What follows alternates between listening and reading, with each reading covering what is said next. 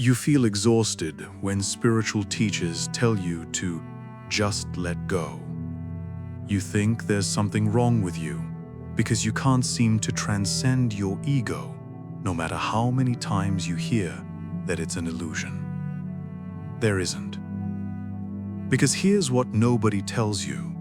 The people who preach ego dissolution loudest often live the most ego-driven lives. Alan Watts spent decades teaching that the self is fiction, that trying to improve yourself is like biting your own teeth, structurally impossible, that the solution isn't discipline, but surrender. Then came 2 failed marriages, alcoholism that killed him at 58, left his children with the wreckage of a father who was cosmically present but personally absent. This creates one of philosophy's most disturbing questions. Can an idea be true even when the person who teaches it can't live it? Or does failure to embody a philosophy prove the philosophy itself is broken? Most people choose one of 2 easy answers.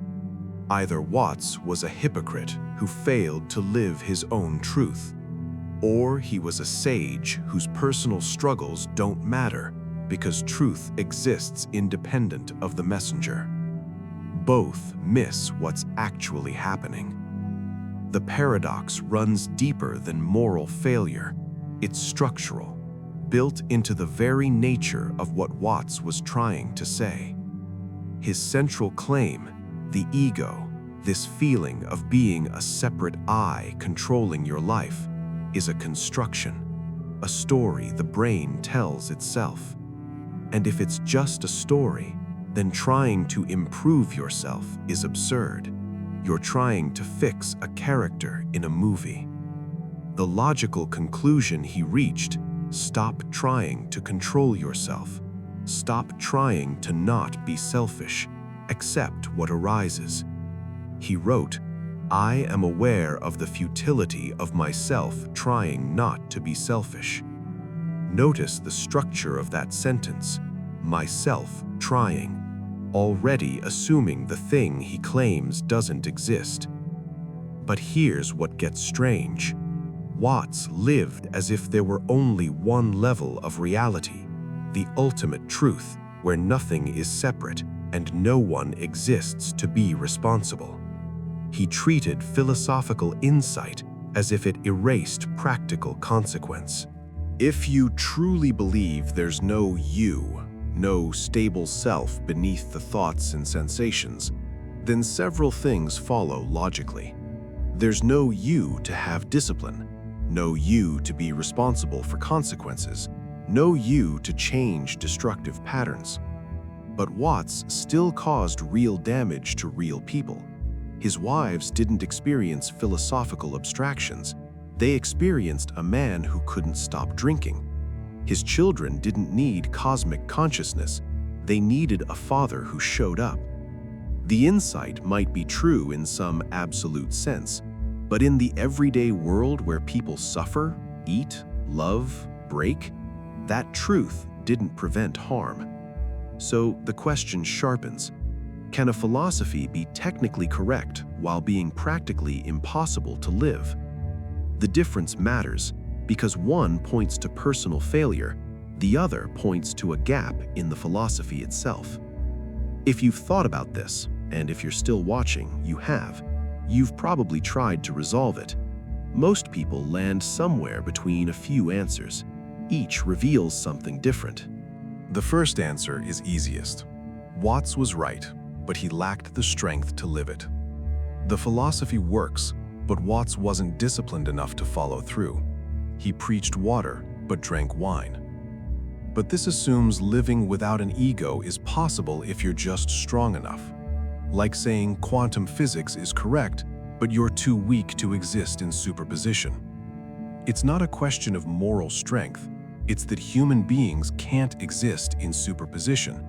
We collapse into particular states. Maybe humans can't exist without a functional ego, no matter how clearly we see through it. Another answer comes from Watts's defenders. He proved his own point. There was no he to fail. If the ego truly is illusion, then Alan Watts the alcoholic is as fictional as Alan Watts the sage. His inability to control his behavior demonstrates rather than contradicts his teaching. He wrote, "You cannot improve yourself any more than you could bite your own teeth. If there's no self, then there's no one to succeed or fail at self-improvement. The whole game is revealed as meaningless." You can see the appeal. It turns the paradox into proof. But here's what makes this dangerous. It transforms philosophy into alibi. "I can't be held responsible because I don't exist" becomes the perfect justification for any destructive behavior.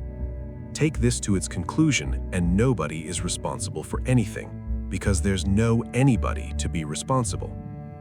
If you've ever watched someone use non-attachment to justify hurting people, you know this pattern. The philosophy becomes permission to stop trying. There's a third possibility, harder to see but closer to what actually happened. The philosophy is incomplete. It's missing integration. Watts captured half the truth with extraordinary clarity. The half he got right, ego is construction, not essence. Neurotic self-improvement is torture. You cannot step outside your own skull to fix yourself from an external vantage point. The half he missed, even if ego is construction, it's functional construction. Like language, it's conventional, arbitrary, but it still works. You still need it to navigate the practical world. Here's where Carl Jung, who spent decades working with people trying to live these insights, saw something Watts didn't. Jung also taught that ego isn't the true self. But he didn't say, therefore ignore it. He said, integrate it, relate to it consciously, work with the construction rather than pretending you can live without it. The difference between negation and inclusion. Watts tried to negate, to live as if the ego could simply be seen through and abandoned. Jung proposed something more difficult, see through it and still work with it, recognize it as construction while acknowledging its functional necessity. This reveals something crucial about how humans actually exist. We don't live on just one level of reality. We exist on two simultaneously. One level, your process, not entity, consciousness without center, inseparable from the cosmos expressing itself. Call this the ultimate view. Another level, you have a name, memories, obligations. Your actions create consequences. When you act destructively, people suffer in ways that matter. Call this the relative world. Most wisdom traditions that teach ego dissolution also maintain this distinction. They don't collapse the two. They teach you to navigate both. Watts collapsed them. He tried to live exclusively in the ultimate view while his body remained in the relative world where other people existed. Not philosophical abstractions. Actual human beings navigating loss, abandonment, broken promises. This is where the question becomes genuinely difficult. Can you be philosophically correct and ethically destructive simultaneously? The answer seems to be yes, and that's uncomfortable. Maybe philosophies about ego transcendence are true in one sense, while being structurally impossible to fully live in another. Like discovering you're in a lucid dream. You know it's a dream. That knowledge is real, but you still can't fly through walls just because you know. The dream has rules that persist even after you see through them. Similarly, you can know ego is construction. That knowledge might be accurate, but you still live within that construction. And within it, you still have responsibilities that don't vanish when you understand their constructed nature. What Watts missed wasn't the metaphysics, it was the ethics of living between two truths. There's an irony here. Watts studied the Tao Te Ching his entire life. One phrase appears again and again: the sage acts without acting. He read this 1,000 times, but somewhere along the way, he misunderstood it. Not the sage doesn't act, but action without egoic grasping. Doing what needs doing without the story of me doing it for my reasons to achieve my goals. Watts confused no ego with no responsibility, as if seeing through the illusion of self means you can stop participating in the world of cause and effect. But cause and effect don't care about your metaphysical insights. The consequences of your actions remain real, whether you claim authorship or not. Most people want resolution. If you're still here and you're comfortable not getting a clean answer, you think differently than most. Like this video if philosophical tension doesn't bother you the way it bothers others. So, return to the original question. Are Watts's ideas invalid because he couldn't live them? No. The insight that ego is constructed rather than essential remains valid. Neuroscience increasingly confirms this. The stable self you feel is a narrative the brain creates, not a metaphysical fact. But the idea that you can live completely without a functional ego while embodied in human form? Watts's life suggests otherwise. Maybe the real wisdom isn't transcending the paradox, but inhabiting it, knowing you are both, the absolute, consciousness without fixed form, and the relative, a person with name, history, responsibilities. Living in that tension rather than resolving it, not choosing ultimate truth over relative reality, but holding both. The freedom isn't in escaping the ego, it's in seeing through it while still functioning within it.